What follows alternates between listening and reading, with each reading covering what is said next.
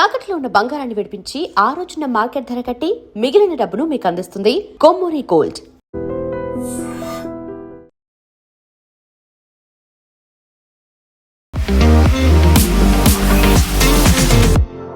So budget గురించి బోల్డ్ and expectations ఉన్నాయి. But for the first time హిస్టరీలో ఒక సండే రోజు పెట్టారు అంటేనే చాలా హై ప్రయారిటీ కింద ఉంది అనుకున్నప్పుడు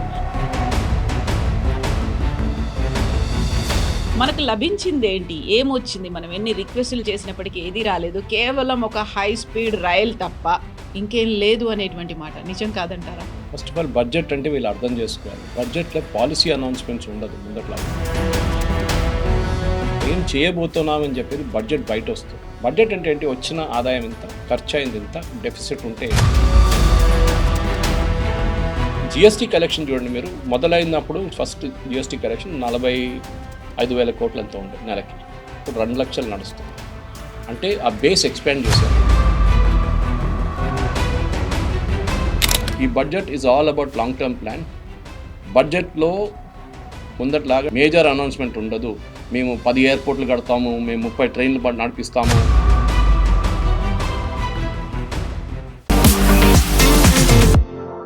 నమస్తే, నేను Kavitha. Welcome to I dream news and నిజాలు.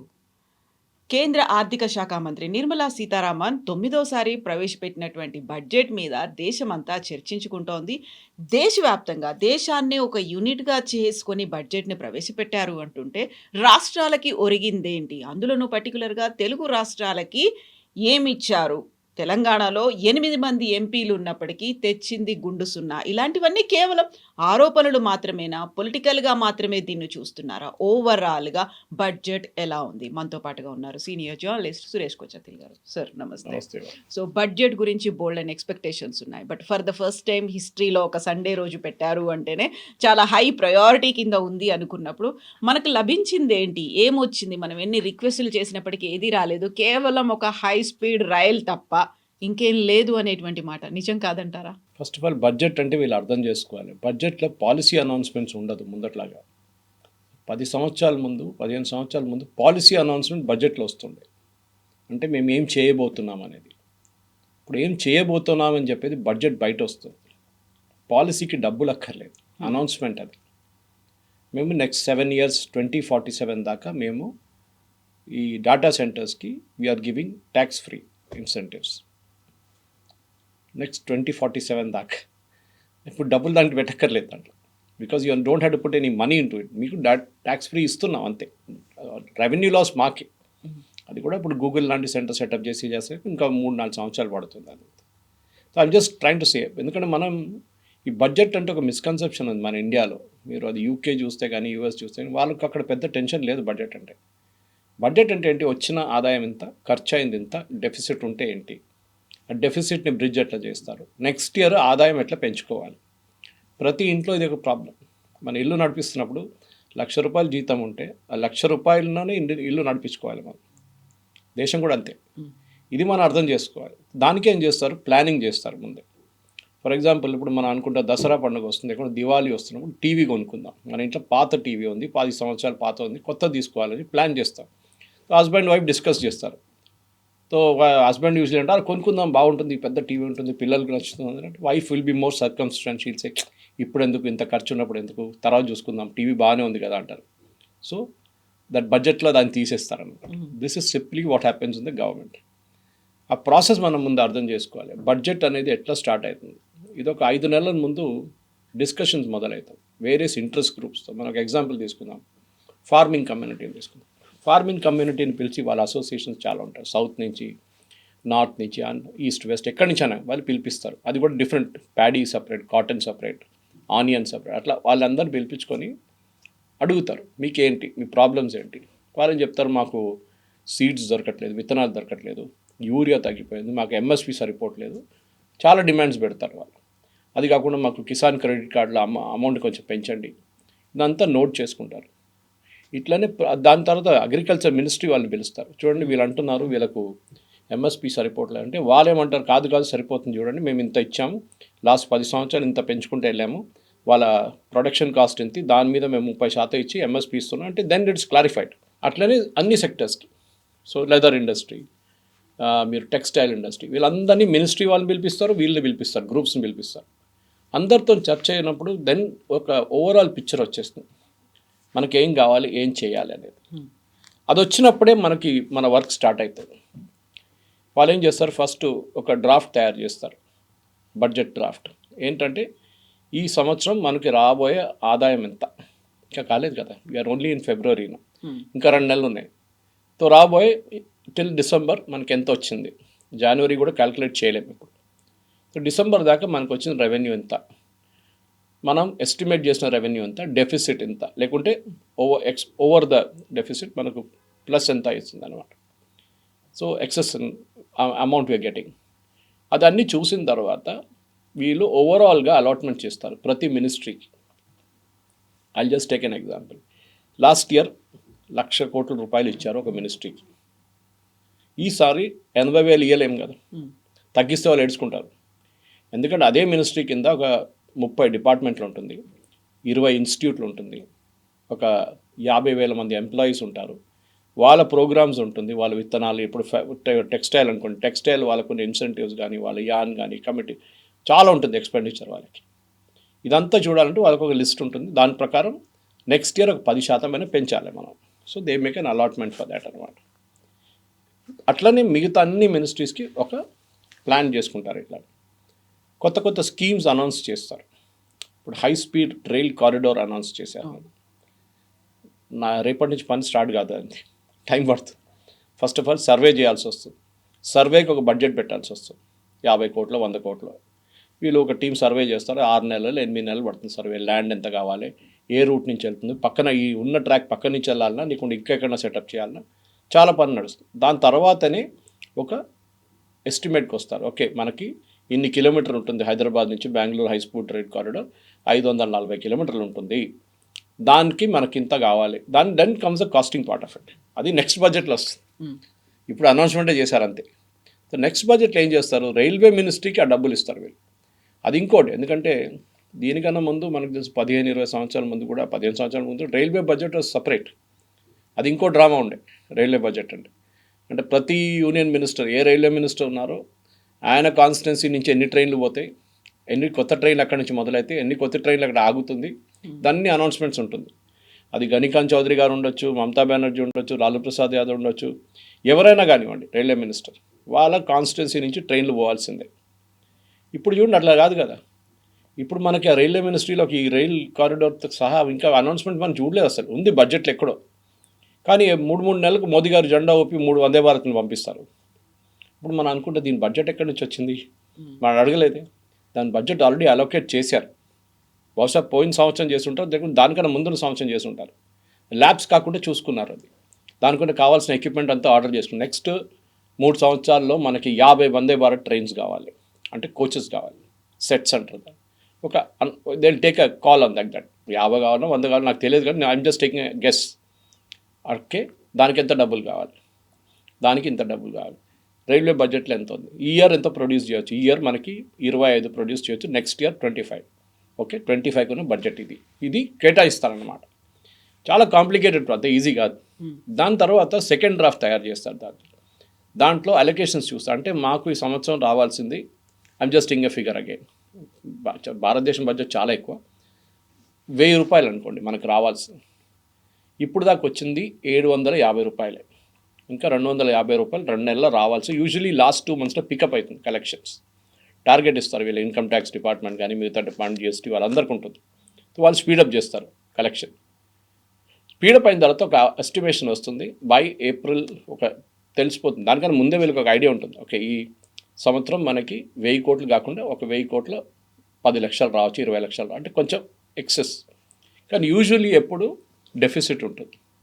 మన ఖర్చులు మన జీవితం లాగానే, లైక్ మిడిల్ క్లాస్ ఫ్యామిలీ, ఖర్చులు ఎక్కువ, ఆదాయం తక్కువనే ఉంటుంది ఎంత అయినా కానీ. సో ఏం చేస్తారు, గవర్నమెంట్ బారో చేస్తారు. అంటే వాళ్ళు నోట్లు ప్రింట్ చేయలేరు, వాళ్ళు బారో చేస్తారు, మార్కెట్ నుంచి బారో చేస్తారు, ప్రజల నుంచే బారో చేస్తారు. యాక్చువల్లీ గవర్నమెంట్ ఏం చేస్తారు, ఒక 10,000 కోట్లు 20,000 కోట్లు 1,00,000 కోట్లు బారో చేస్తారు. ఆ బారో ఇంకొక లిమిట్ ఉంటుంది. ఈ ప్రాబ్లం ఎక్కడ వస్తుందంటే మన పర్సనల్ లైఫ్లో కూడా మనం చూస్తాం. ఒకసారి కొంతమంది వాళ్ళకి వచ్చే ఆదాయం కన్నా ఆల్మోస్ట్ 50% ఎక్కువ ఖర్చు పెడతారు. మీరు చూస్తుంటారు. అది ఏం చేస్తారు దానికి ఖర్చు ఎట్లా వస్తుంది? మా డబ్బులు లేవు కదా, డబ్బులు లేని డబ్బులు మీరు ఖర్చు పెట్టండి. మీకు Card ఉన్న use చేస్తారు. మంత్లీ శాలరీ 50,000 ఉంటే మీరు 75,000 ఖర్చు పెడతారు ఈఎంఐలు అది ఇది అని చెప్పేసి. క్రెడిట్ కార్డ్, పర్సనల్ లోన్ తీసుకుంటారు. లాస్ట్లో ఆ సర్కిల్లో డెట్ సర్కిల్లో వచ్చేస్తారు, మీరు కట్టలేకపోతారు. ఓకే, అది గవర్నమెంట్ కూడా అదే ప్రాబ్లం ఉంది. తెలంగాణ గవర్నమెంట్ ఉండొచ్చు, కేరళ గవర్నమెంట్ ఉండొచ్చు, మహారాష్ట్ర గవర్నమెంట్ ఉండొచ్చు, యూనియన్ గవర్నమెంట్ కూడా, వీళ్ళందరూ అప్పు తీసుకుంటారు. కానీ ఈ అప్పు అంతా మెజర్ చేసేటంటే percentage of GDP, state GDP or central GDP. ఆ జీడిపికి ఒక పర్సంటేజ్ మీరు బారో చేస్తే ప్రాబ్లం లేదు. డెఫిసిట్ పర్సంటేజ్ ఉంటుంది. For example union government deficit ఇప్పుడు 55.4. Okay, that is the deficit for the union government percentage wise, which is healthy, no problem. అది ఇంకా తగ్గించుకుంటే బాగుంటుంది. కానీ కోవిడ్ టైంలో అది 70 దాకా వెళ్ళింది, బికాజ్ ఆదాయం లేకుండా సో చాలా బారో చేయాల్సి వచ్చింది. ఈ అమౌంట్ ఇమీడియట్ కట్టక్కర్లేదు, ఇది ఇయర్ బై ఇయర్ కట్టేస్తారు ఈ అమౌంట్ ఇంట్రెస్ట్తో సహా. దానికోసం మీరు చూసుంటారు, వెన్ 100 రూపీస్ వస్తే ఆ 100 రూపీస్ ఎక్కడికి వెళ్ళిందని చెప్పి ఈ ఎకనామిక్ టైమ్స్ లాంటి పేపర్లో బడ్జెట్ నెక్స్ట్ డే చూపిస్తారు. వచ్చిన ఆదాయం 100 రూపాయలు, దాంట్లో శాలరీస్ అండ్ పెన్షన్స్ ఇంత, వెల్ఫేర్ స్కీమ్కి ఇంత, ఇంట్రెస్ట్ పేమెంట్స్ అని ఉంటుంది. అది ఇది ప్రిన్సిపల్ అమౌంట్ మాట్లాడలేదు, ఇంట్రెస్ట్ పేమెంట్. ఎక్కడ కూడా చూసాం, కేసీఆర్ గారు వచ్చారు, మొత్తం విపరీతంగా 3 లక్షల కోట్ల అప్పు తీసుకున్నారు, అది ఇది అని చెప్పి, నాకు ఎగ్జాక్ట్ అమౌంట్ గుర్తులేదు. కానీ ఈ కాంగ్రెస్ వాళ్ళు ఆరోపణ చేస్తుంటారు, ఆయన మేడిగడ్డ కట్టడానికి, కాళేశ్వరం కట్టడానికి డబ్బులు తీసుకున్నాడు, left right and centre borrow చేసుకున్నాడు, ఇప్పుడు మేము కడుతున్నాం అని చెప్పి రేవంత్ రెడ్డి ఏడుస్తున్నారు. కరెక్ట్ అది. సో బారోయింగ్ ఎప్పుడు సెన్సిబుల్గా చేయాల్సి ఉంటుంది మనం. కానీ మనం చూడాల్సింది ఏంటంటే, మనకి వచ్చే ఆదాయంలో క్యాపిటల్ అసెట్స్ క్రియేట్ చేస్తున్నామా లేదా. క్యాపిటల్ అసెట్స్ అంటే మీరు ఒక బిల్డింగ్ కడుతున్నారా, రోడ్ కడుతున్నారా, ఒక రైల్వే స్టేషన్ కడుతున్నారా, ఒక బస్ స్టాండ్ కడుతున్నారా, హాస్పిటల్ కడుతున్నారా, క్యాపిటల్ అసెట్స్ క్రియేట్ చేస్తాం. కాదు, మేము ఫ్రీ బస్ రైడర్ ఇస్తున్నాం మహిళలకి, క్యాపిటల్ అసెట్ లేదు దాంట్లో. మీరు ఖర్చు పెడుతున్నారు కానీ దానికి ఒక అసెట్ క్రియేట్ కావట్లేదు. మీరు 1,00,000 కోట్లు ఖర్చు పెట్టారు, సరే 1,00,000 కోట్లు ఖర్చు పెట్టి ఏం చేశారు దాంట్లో? ఏం లేదు, ఇచ్చేసాం, అయిపోయింది. నెక్స్ట్ ఇయర్ మళ్ళీ ఇవ్వాల్సి వస్తుంది. సో దెర్ ఇస్ అ పెద్ద డేంజర్. ఇప్పుడు 16 ఫైనాన్స్ కమిషన్ కూడా అదే చెప్పారు. కొన్ని స్టేట్స్ అయితే వాళ్ళ బడ్జెట్ది 18% దాకా ఫ్రీబీస్లు ఇస్తున్నారు. ఒక 5 సంవత్సరాల ముందు ఇది 3-4% ఉండే. అంటే మీ దగ్గర ఉన్న 100 రూపాయల్లో మీరు ఇంకెక్కడో ఖర్చు పెట్టాల్సింది తీసేసి, బ్రిడ్జ్ కట్టాల్సింది, రోడ్లు కట్టాల్సింది, స్కూల్ కట్టాల్సిన డబ్బులు తీసుకొని, హెల్త్ కేర్ మీద ఖర్చు డబ్బులు తీసుకొని మీరు ఫ్రీబీస్కి ఇస్తున్నారు. మీకు ఎక్స్ట్రా అమౌంట్ ఎక్కడ రావట్లేదు, ఉన్న అమౌంట్ అడ్జస్ట్ చేసుకోవాల్సి వస్తుంది. ఫైనాన్స్ మినిస్టర్ పని అది. ఇది చాలా డేంజరస్. బట్ కొన్ని సిల్వర్ లైనింగ్స్ ఉన్నాయిలే. ఎందుకంటే ఈ బడ్జెట్ నేను చెప్పాను చూడండి, మన మిడిల్ క్లాస్ ఎక్స్పెక్టేషన్ అంటే ఇన్కమ్ ట్యాక్స్ తగ్గిందా, మనకి ఇంకేమైనా తగ్గిందా. జిఎస్టీ వచ్చిన తర్వాత, జిఎస్టీ బడ్జెట్ నుంచి బయటికి వెళ్ళిన తర్వాత బడ్జెట్లో రొమాన్స్ పోయింది మొత్తం. అంత టెన్షన్ లేదు బడ్జెట్. మీరు చూడండి, ముందు బడ్జెట్ ప్రజెంట్ చేస్తున్నప్పుడు యశ్వంత్ సిన్హాను, అది మన దానికన్నా ముందున్న ఫైనాన్స్ మినిస్టర్స్ ఎవరైనా, మన్మోహన్ సింగ్ గారు కూడా ప్రజెంట్ చేశారు ఒక్కోసారి, అరుణ్ జైట్లీ గారు, చిదంబరం చేశారు. అప్పుడు చాలా టెన్షన్ ఉండే, ఏం పెంచేస్తారో, సిగరెట్ పెంచిపోతే మందు పెంచుతారో, అక్కడ చెప్పులు కాస్ట్లీ అవుతుందో, లేకుంటే ఇక్కడ టెలివిజన్ సెట్ కాస్ట్లీ అవుతుందో, ఇదే ఉంటుంది. ఇప్పుడు అదంతా జిఎస్టీ బయటికి వెళ్ళిపోయింది. ఇప్పుడు ఆ జిఎస్టీ ఎలిమెంట్ వెళ్ళిన తర్వాత బడ్జెట్లో ఎక్కువ ప్రొనౌన్స్మెంట్స్ లేవు. ఈసారి జిఎస్టీ రేషనలైజేషన్ జరిగినప్పుడు మనకు గుర్తుంటుంది, 4 స్లాబ్ నుంచి 2 స్లాబ్ చేశారు. అది అవుట్ సైడ్ బడ్జెట్ జరిగింది. అది కూడా 6 నెలల ముందు. బడ్జెట్తో సంబంధం లేదు, కానీ బడ్జెట్తో సంబంధం ఉంటే ఉంది. ఎందుకంటే budget collection of GST also comes in to the budget. కానీ జిఎస్టీ కలెక్షన్ చూడండి, మీరు మొదలైనప్పుడు ఫస్ట్ జిఎస్టీ కలెక్షన్ 45,000 కోట్లు ఎంతో ఉండే నెలకి, ఇప్పుడు 2 లక్షలు నడుస్తుంది. అంటే ఆ బేస్ ఎక్స్పాండ్ చేశారు వాళ్ళు. ప్రతి పానీపూరి వారిని, పాండబ్బా వారిని అందరూ వేసుకున్నారు ఇప్పుడు జిఎస్టీ వాళ్ళు. యూపీఐ కొట్టంగానే వాడు చూపిస్తుంది వాడు అమౌంట్ ఎంత అని చెప్పేసి, ప్రతిరోజు బ్యాంకులో ఎంత పడుతుందని తెలుసు. ఇన్కమ్ ట్యాక్స్ వాళ్ళకి నోటిఫికేషన్ వస్తుంది. దట్స్ అ బ్రాడ్ పిక్చర్ అనమాట. కానీ బ్యాంక్లో కూడా ప్రాబ్లం ఉంది మన దగ్గర. ఇప్పుడు లేటెస్ట్ రిపోర్ట్ నిన్న చూసాను ఎకనామిక్ టైమ్స్లో, బ్యాంక్ డిపాజిట్ తగ్గిపోయింది అనమాట. ఇప్పుడు దానికి కారణాలు ఉన్నాయి. మన జనరేషన్ బ్యాంక్లో డబ్బులు వేస్తారు, శాలరీ నుంచి తీసేటప్పుడు కూడా బ్యాంకులో కొంచెం ఉంచుకుంటాం మన ఎమర్జెన్సీ కోసం. ఒక 50,000 1,00,000 రూపాయలు వస్తే ఎక్స్ట్రా ఏదైనా దాని నుంచి వచ్చినప్పుడు దాన్ని ఎఫ్డీలు వేసేస్తాం. ఇప్పుడున్న జనరేషన్కి ఎఫ్డీతో సంబంధం లేదు. They are not bothered about FD.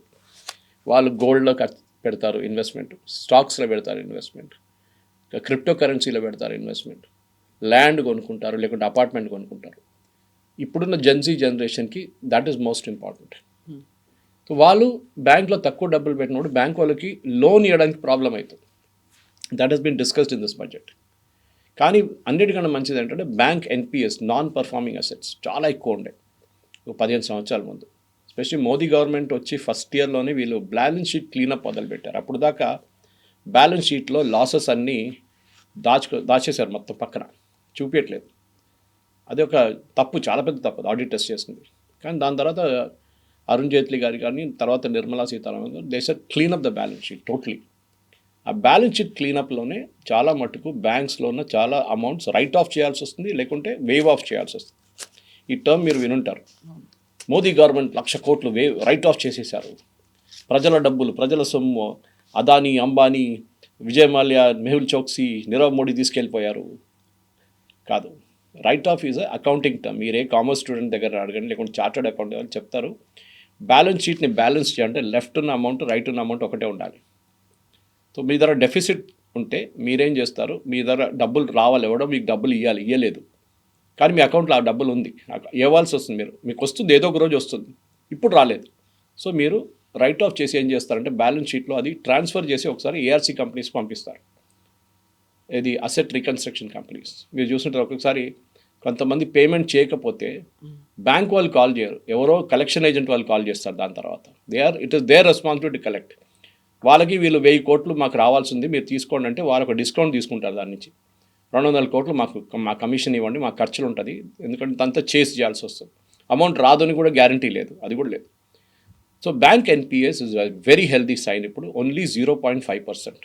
చాలా మటుకు మన బ్యాలెన్స్ షీట్ క్లీనప్ చేశారు బ్యాంక్స్ది, which is a great thing. ఎందుకంటే బ్యాంక్ డబ్బులు సొమ్ము ప్రజల సొమ్ము. అది యాక్చువల్లీ అది పోతేనా అది ఎవరు తీసుకెళ్ళినా కానీ, ఇప్పుడు విజయ్ మాల్యా గురించి ఇంత చెప్పినా కానీ, Vijay Mallya total out standing was 9,000 crores.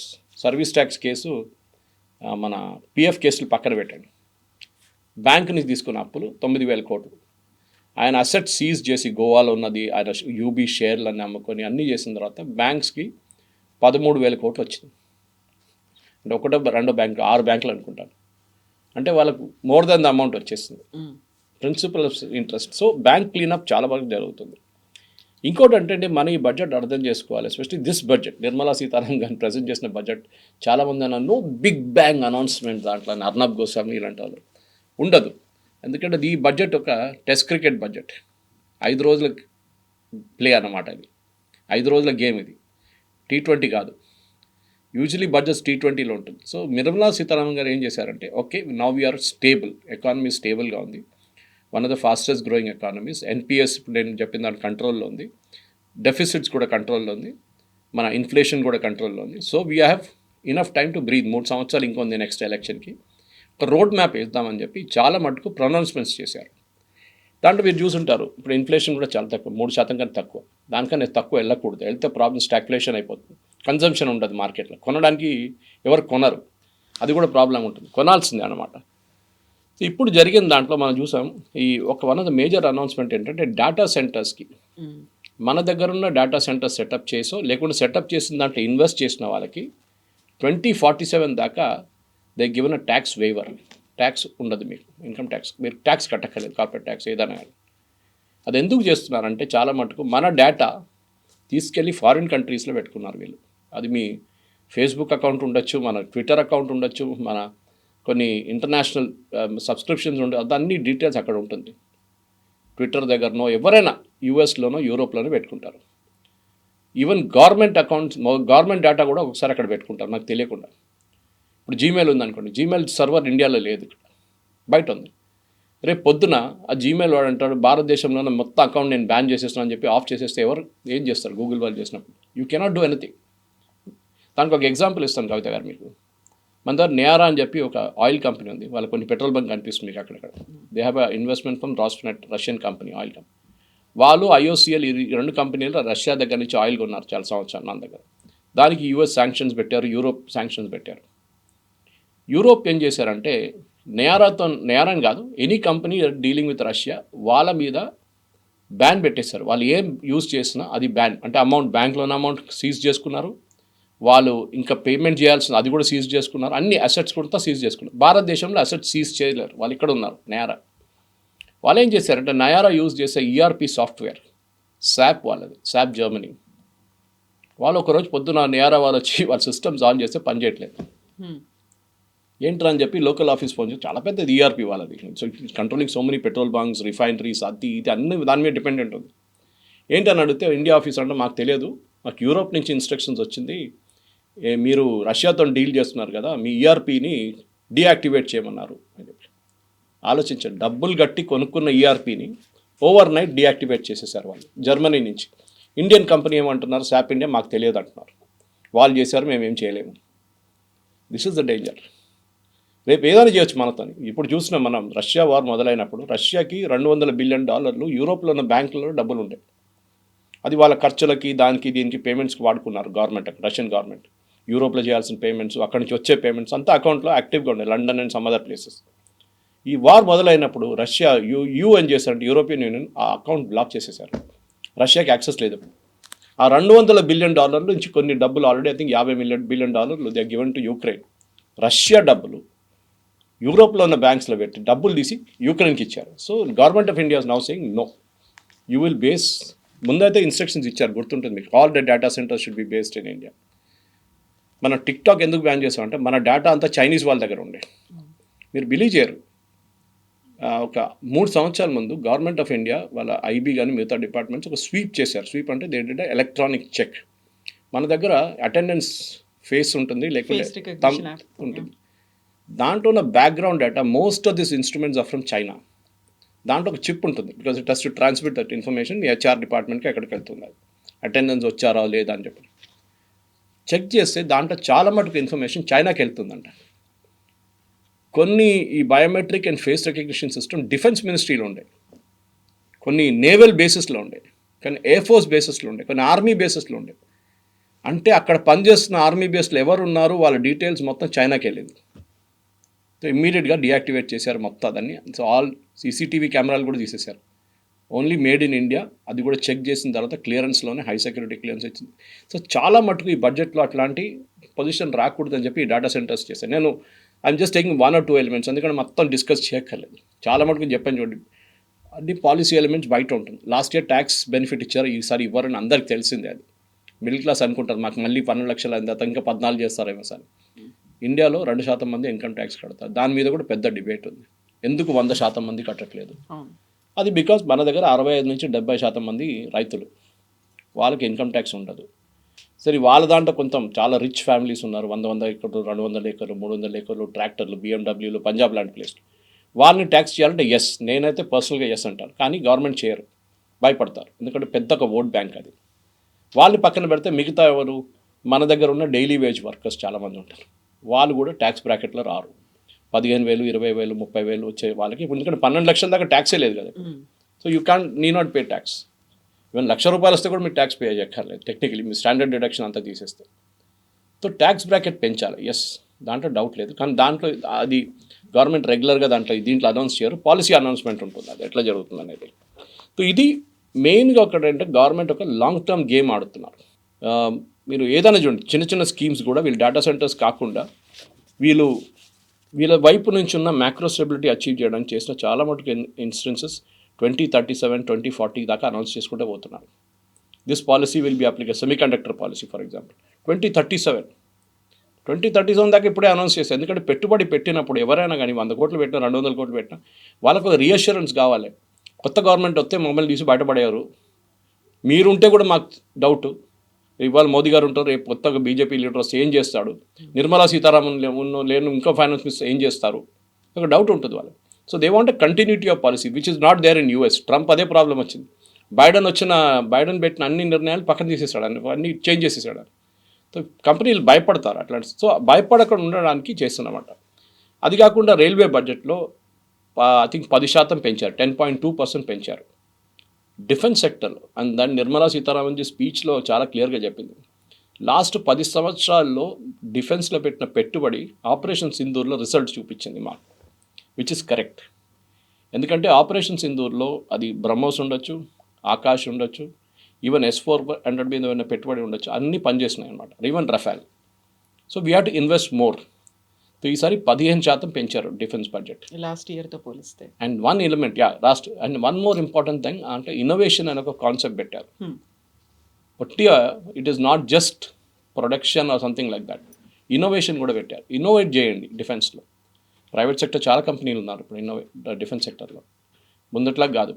More than private sector, private sector companies చాలా ఉన్నాయి. బాబా కళ్యాణి గ్రూప్ కానీ, టాటాస్ కానీ, మహీంద్రాస్ కానీ చాలా గ్రూప్స్ పనిచేస్తున్నారు. చిన్న చిన్న స్టార్టప్స్ కూడా ఉన్నారు. మన దగ్గర లోకేష్ మిషన్స్ ఉంది, MTAR ఉంది, చాలా కంపెనీస్ ఉన్నారు అట్లా. ఇప్పుడు ఏం జరగబోతుందంటే కవిత గారు, government is not thinking of this year, next 10 years ఆలోచిస్తున్నారు అనమాట. So one year to discuss is, for example innovation గురించి మాట్లాడినప్పుడు ముందు మన అటల్ ఇన్నోవేషన్ సెంటర్ అని చెప్పి స్కూల్స్లో పెట్టే చూడండి. ఇప్పుడు గవర్నమెంట్ ఏమంటున్నారు, కంటెంట్ ఇస్ కింగ్. మనం మాట్లాడుతూ ఉంటాం, మన పని అదే కదా కంటెంట్. టెలివిజన్ షోస్లో కానీ మిగతా దాంట్లో కంటెంట్ ప్రొడ్యూస్ చేయడానికి పిల్లల్ని స్కూల్ నుంచే ఎంకరేజ్ చేయాలి.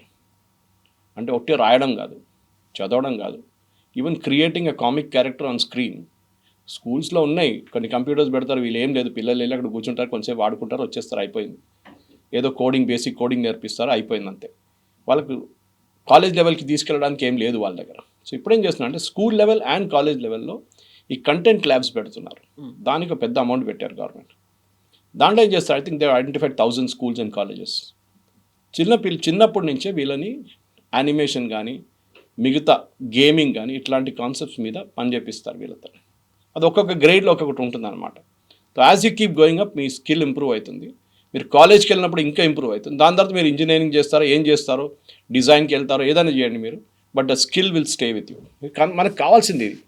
Science, maths, physics, chemistry, biology, geography, moral science, ఇదే నడుస్తుంది చిన్నప్పటి నుంచి. మనకు కావాల్సింది we have to learn technical things. నేను ఎప్పుడు చెప్తూనే ఉంటాను చూడండి, మనకు IITs చాలా ఉన్నాయి. లాస్ట్ 10 సంవత్సరాలు చాలా వచ్చినాయి IITs. I think we should stop, ఎందుకంటే డైల్యూట్ అయిపోతుంది స్టాండర్డ్స్ ఇప్పుడు IIT. మనకు కావాల్సింది ITIs. మన పిల్లల్ని ITIలో ట్రైన్ చెప్పాను. మన దగ్గర ఎవరు ప్లంబర్గా పనిచేయడానికి రెడీ లేరు, ఎలక్ట్రీషియన్గా పనిచేయడానికి రెడీ లేరు, ఎయిర్ కండిషనింగ్ మెకానిక్గా పనిచేయరు, కార్పెంటరీ పనిచేయరు. మీరు అబ్రాడ్ వెళ్ళండి, it's a big profession there. మన దగ్గర ఈ ప్రాబ్లం ఉంది. దానికోసం అర్బన్ కంపెనీ లాంటి కంపెనీలు పనిచేస్తున్నారు, వాళ్ళు దాంట్లో ఇంత సక్సెస్ఫుల్గా అయ్యారన్నమాట. ఇది మనం అర్థం చేసుకోవాలి. చిన్నప్పటి నుంచే పిల్లలు నేర్పి this is a good move done by the government అనమాట. కార్పొరేట్ వైపు చూస్తే కార్పొరేట్ ట్యాక్స్ రెవెన్యూస్ పెరిగింది ఈ సంవత్సరం. అయితే in fact it has gone up strongly. Physical deficit నేను చెప్పాను చూడండి 54.5 ఉంది ఇప్పుడు. ఇన్ఫ్యాక్ట్ ఇన్కమ్ ట్యాక్స్ తగ్గించిన తర్వాత కూడా 12 లక్షలు తగ్గించిన తర్వాత ఈసారి till December I think it's 6.5% growth ఉంది ఇన్కమ్ ట్యాక్స్ది. అండ్ చాలా మటుకు అనలిస్ట్ ఏం చెప్తున్నారు, నిన్న కూడా చూశాను నేను టీవీలో, దట్ గవర్నమెంట్ చెప్తున్న 7.4 GDP గ్రోత్ కాకుండా ఈసారి 8% దాకా కూడా వెళ్ళొచ్చు, which is what world bank is also predicting. IMF, world bank అదే చెప్తున్నారు, it will be very strong beyond 7.8. So 8% వస్తే బాగుంటుంది. సో మనం ఏం అర్థం చేసుకోండి, ఇప్పుడు ఎప్పుడు చైనా అని కంపేర్ చేస్తాం మనం కవిత గారు. చైనా సౌత్ ఏషియన్ క్రైసిస్ వచ్చినప్పుడు, ఎకనామిక్ క్రైసిస్ వచ్చిన టైంలో ఒక 10 years China did very well, double digit growth వచ్చింది వాళ్ళకి. అది మనం మర్చిపోకూడదు. We have to achieve double digit growth somewhere. 5 సంవత్సరాల తర్వాత మన డబుల్ డిజిట్ గ్రోత్ మొదలవుతుంది అన్నమాట. అది మొదలైనప్పుడే మనకి we can pick up to somewhere and 9% గ్రోత్కి రావచ్చు మనం. ఆ 9% వస్తే చాలు, then we can pick up from there and run with it అనమాట. 2001 నుంచి 2007 I remember that China's growth was actually in that phase. Double digit అంటే 10% అండ్ మోర్ వాళ్ళ గ్రోత్. ఇప్పుడు మళ్ళీ తగ్గి కిందకి వచ్చారు వాళ్ళు. మనం ఇప్పుడు 7.2 ఉన్నాం, 8కి వచ్చామనుకోండి, నెక్స్ట్ 9. కోవిడ్ తర్వాత చాలా దేశాలు ఇంకా రికవర్ చేయలేదు. ఇంకా యూరోప్ చూడండి, US చూడండి, అందరూ 4.5, 2.3 ఆ రేంజ్లో ఉన్నారు అందరు. మనం ఇప్పుడు కూడా 7లో we are consistently at 7.5. So GDP growth అది, it is not GDP. GDP ఎంత పెరిగింది, 100 నుంచి 150కి వెళ్ళిందా, 100 నుంచి 110కి వెళ్ళిందా, 100 నుంచి 120కి వెళ్ళిందా, that is what we are looking at అనమాట. సో లాంగ్ టర్మ్ ప్లాన్ నడుస్తుంది ఇప్పుడు. ఈ budget is all about long term plan. బడ్జెట్లో ముందట్లాగా అనౌన్స్మెంట్స్ ఉండదు, మేజర్ అనౌన్స్మెంట్ ఉండదు. మేము 10 ఎయిర్పోర్ట్లు కడతాము, మేము 30 ట్రైన్లు నడిపిస్తాము, మేము అది ఇస్తాము, మేము ఇది ఇస్తాము, ఏమి ఉండదు. All those are policy announcements which is made outside the budget. డబ్బులు పెట్టక్కర్లేని అనౌన్స్మెంట్స్ అంతా బయట చెప్తారు. డిఫెన్స్ సెక్టర్కి మేము 15% పెంచాము, ఇప్పుడు వాళ్ళు అనౌన్స్మెంట్ చేస్తారు ఆ 15% మేము ఎట్లా ఖర్చు పెడతాం. రైల్వేకి 10% ఎక్కువ ఇచ్చాం, నెక్స్ట్ ఇయర్ మేము 12 వందే భారత్ నడిపిస్తాం. That is announcement they will make. ప్రతి మినిస్ట్రీ, అశ్విని వైష్ణవ్ గారు అది చూసుకుంటారు, రాజ్నాథ్ సింగ్ డిఫెన్స్ చూసుకుంటారు, వచ్చిన డబ్బులు వాళ్ళు పంచిపెట్టుకుంటారు అనమాట. సార్ బోల్డ్ అని ఎపిసోడ్స్ కూడా ఉన్నాయి మాట్లాడుకోవడానికి. డెఫినెట్, ఎందుకంటే చాలా మటుకు నాకు నచ్చింది ఏంటంటే ఐఎమ్ ఎ ఫర్మ్ బిలీవర్, ఎందుకంటే నేను ఎకనామిక్ టైమ్స్లో పనిచేసిన మనిషి.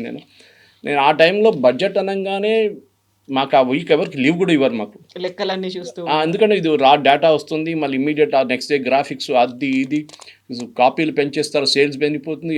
ఎకనామిక్ సర్వే సేల్స్ 30,000 కాపీలు 40,000 కాపీలు పెరుగుతుంది ప్రింట్ ఎకనామిక్.